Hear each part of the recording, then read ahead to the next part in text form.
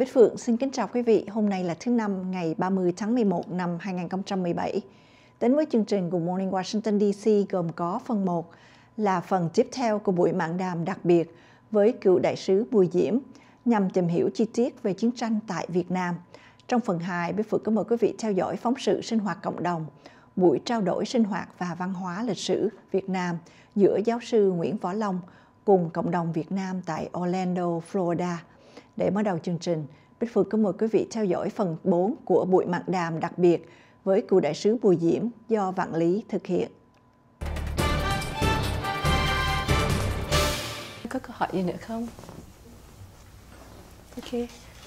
During this time, what scared you the most, or what worried you the most?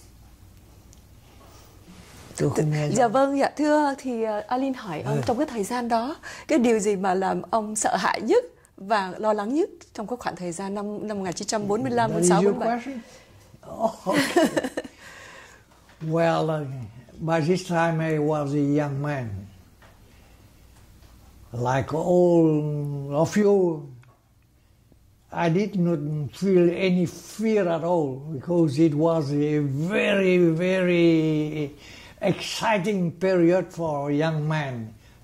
Everywhere in Vietnam, we try to get along with one group or another because we thought that time came for Vietnamese to regain the independence of the country. And so we have participated, depending on each of us. We participated with the communist government, those who followed the communists, and those who did not follow the trend toward communism, they have their own party. The Vietnam Quốc dân Đảng Party, the Vietnam Đại Việt Party, and many other nationalist groups in South Vietnam by then. Nobody have any fear at all. I went along alone every day and I have a gun in my pocket like that, as if we have to face a very difficult situation every time. But I have to confess that the nationalist government group by then were not so organized than the communist government. And that is the reason why the communist government took control of the government. While they were in the government, they tried to destroy those who did not agree with them about the way the country should be governed later. And so there was, parallelly with the war between the communists and the French, there was another war between the communists and the nationalist party. But as I have mentioned, the communists, they were better organized and they took control of the government by then. Vâng, xin cảm ơn ông. Cảm ơn Alin. Yeah. Yeah, maybe có câu hỏi. How did you become the ambassador for South Vietnam? Were you recruited or were you looking for that? Vâng, như thế nào và ông đã trở thành và đóng cái vai trò là người đại sứ Việt Nam Cộng Hòa ở Washington? Ông giống như là mình. It is very interesting, very interesting.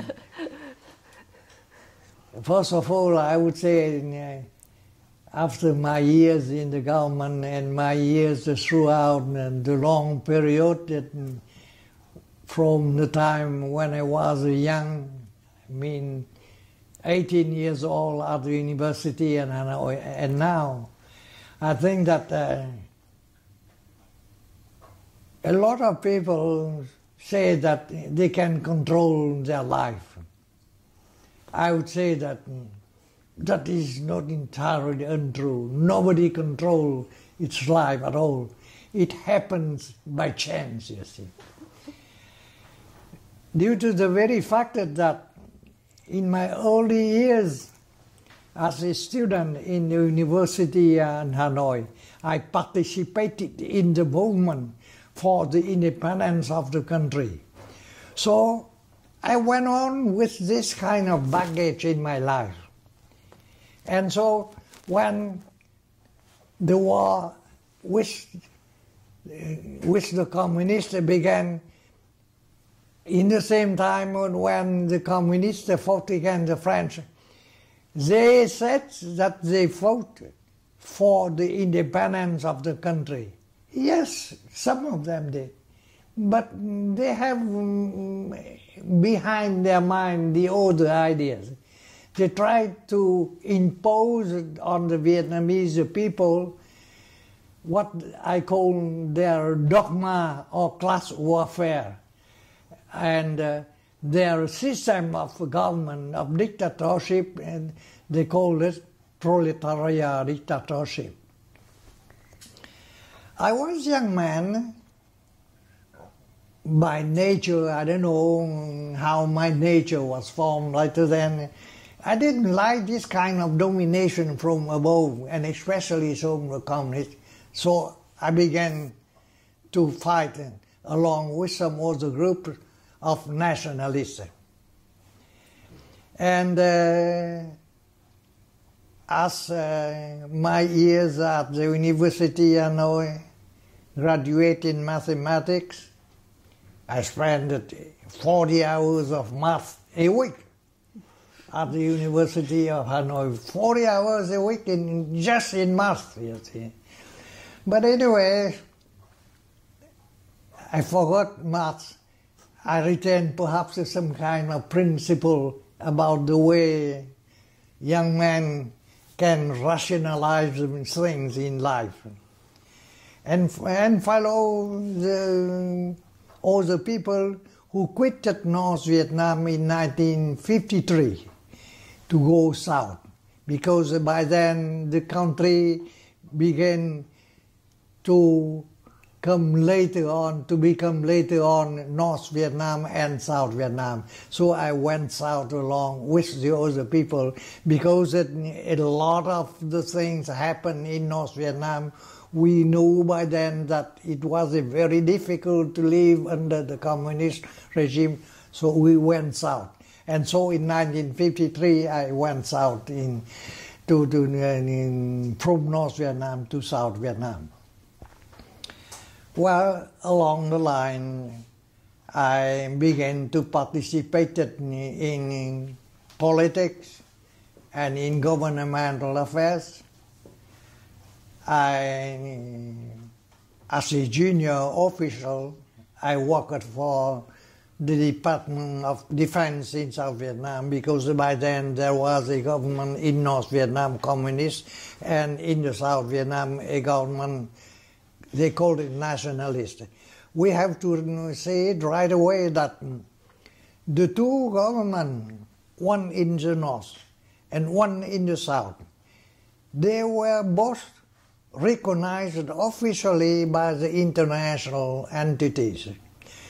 North Vietnam was recognized by the communist countries under the direction of the Soviet Union, and after 1949 by the Chinese Communists of Mao Zedong. While the South Vietnamese government, it was recognized by the US, by Britain, by France, and by the other countries in the free world. So there are two parts. One in the north, recognized by the communist country, and the other part in the south, recognized by the countries of what we call the free world. And this situation continues after the Geneva Agreement. Now I talk briefly about the Geneva Agreement. The French fought with the communist government in 1945, in 1946, and 1947, but they were defeated later on at Dien Bien Phu, a victory for the North Vietnamese. And because the French were defeated, the entire world would like to stop the war, and they organized a conference, a peace conference in Geneva in 1954. And they decided that Vietnam should be divided into two parts, North Vietnam and South Vietnam, in 1954. It is nothing new about it, because before 1954, the Korean in the north and the Korean in the south, they were divided in two countries too. And in Europe, we have the East German and we have the West German. So this system of divided country was accepted by the international world, and officially it began after 1954. So 1954, the North was occupied by the communists, controlled by the communists, and in the South, occupied by the government of, now they don't call it Emperor Bao Dai anymore, they call it Chief of State. Not to say that it is a kind of